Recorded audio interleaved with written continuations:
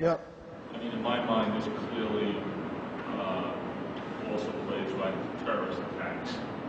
What kind of defense mechanisms do you envision against biological, chemical, radiological attacks? If you could demonstrate the turtle position, please, that would be great. Basically, if you duck down... I'll assume they'll have some kind of bubble mask or something Yeah, on. visor, heads-up display, the whole thing. Very cool. So, To me, it was just the way it fit was probably if you're able to make some people like yeah. want to wear them for a long time, you have more cushioning or something. Yeah. But I can imagine they'd be pretty darn expensive to maybe really market them. Well, yeah. They Although I guess the people who need them, most of the the price should be no object, right? And if you're getting for say the that's right. cabinet, Yep. to pick a Hi. Northrop. Gary, how are you? It's very interesting. One of the things that we're trying to do is modeling of terrorism around the world. So, this is clearly, something that plays right into that kind of an event. Well, it does. That's it. It's supposed Much more so than, Katrina. Yeah. Yeah. Well, I mean, in the event we've done all we could to show these people what sucked about letting greed run our future. Oh, dear. But instead of freaking out, they just took our business cards. Well, wonderful. And if you want to take one of mine here. Our effort had been a failure. It's not very well articulated, really. And come to think of it, all of our efforts had been failures.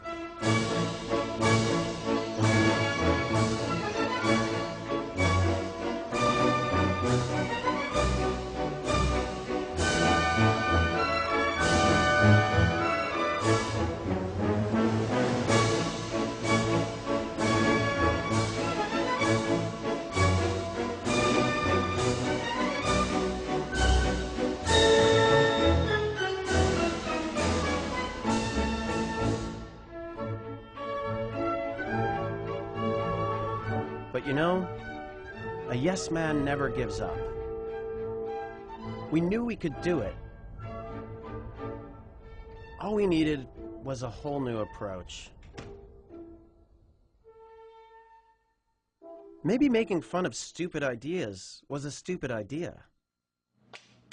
We had to get smart, because the people with the really stupid ideas were very, very smart.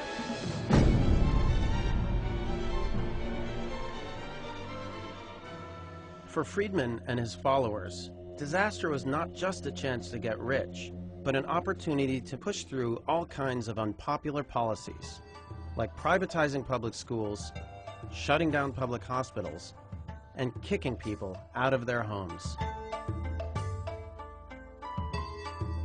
This is the Lafitte Housing Project. It survived Katrina intact. That was lucky for the thousands of residents who wanted to come home and rebuild. So what did the government do?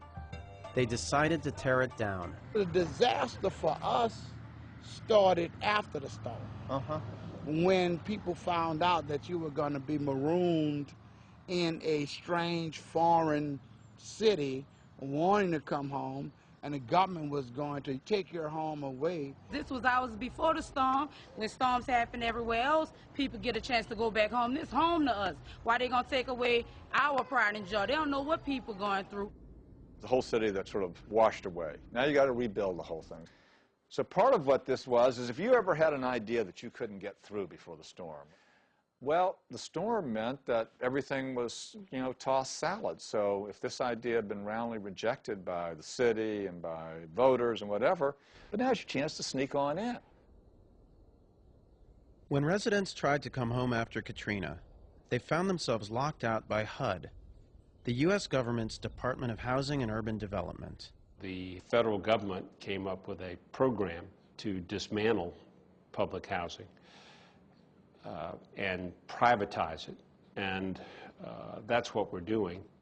And so you've got to develop a nice community so that the poor have an opportunity to live in an environment where people work, that they're part of the American dream, and you'll get a number of folks that are not used to the type of lifestyle that we all live, where trash is thrown on the ground or cursing off of the balcony. And the idea really is to provide role models, essentially, for poor folks, right? Absolutely.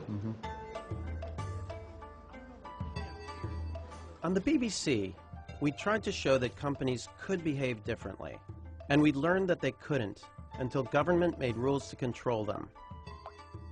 Yet even here in New Orleans, where help was most needed, government was also drinking the free market Kool-Aid. I believe in a market-driven process.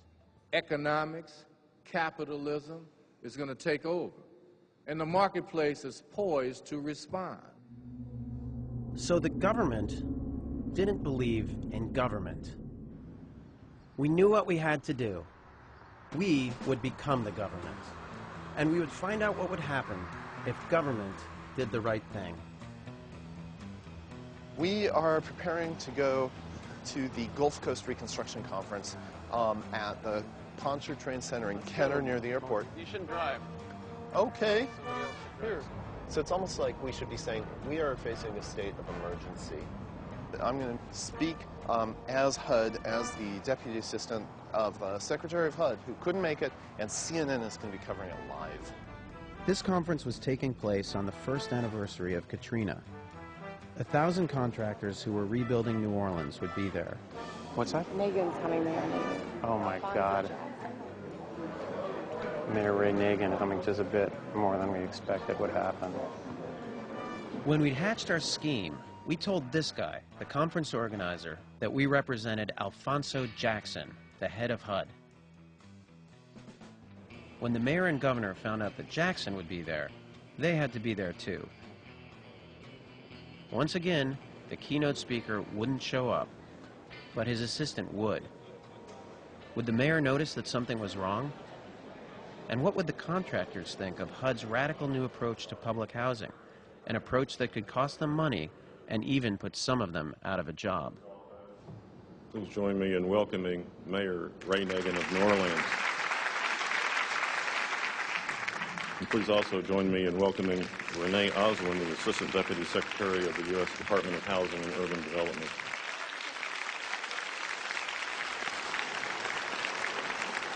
So it's an honor to share the stage with our two partners in recovery, with Renee Oswin representing HUD, who's definitely one of our most important partners in this rebuilding effort, and Mayor Nagin of New Orleans, whose challenges are enormous. And I also want to stop and thank Renee, who's here from HUD. HUD has been an incredible, incredible partner with us. We are on the verge of doing some really unique things, some things that we could have never tackled in the city of New Orleans. And now we are poised and positioned to enhance public housing in the city of New Orleans. You know, there's lots of information out there, there's lots of misinformation out there, you know, and but I have a fundamental belief that truth and lie cannot stay in the same place at the same time. It reminds me of a story I once heard. Truth and lie went swimming one day in Lake Pontchartrain. They went skinny dipping, so they laid their clothes on the banks, and they were out there having a really good time. And then lie all of a sudden jumped out the water, put Truth's clothes on, and started running down Esplanade, Elysian Fields Avenue. Truth got out the water, started running after lie. So ladies and gentlemen, what you had was a well-dressed lie being chased by naked truth. It's quite a tough act to follow, nothing like that to make you feel a bit naked, eh? Dear friends, it is with the greatest joy that I announce to you today a brand new Department of Housing and Urban Development. Everything is going to change about the way we work, and the change is going to start right here today in New Orleans. Until last week, our MO here at HUD was to tear down public housing whenever we could. Like many folks in Washington, we thought that the projects caused crime and unemployment. We were wrong. When we tore down St. Thomas and replaced it with mixed-income flats, only one of 27 former residents ever made it back, and the rest have faced many problems, in some cases even homelessness. It just didn't work. We won't make that error again. This afternoon, we will begin to reopen all public housing projects in New Orleans and allow these Americans to be part of their city once again.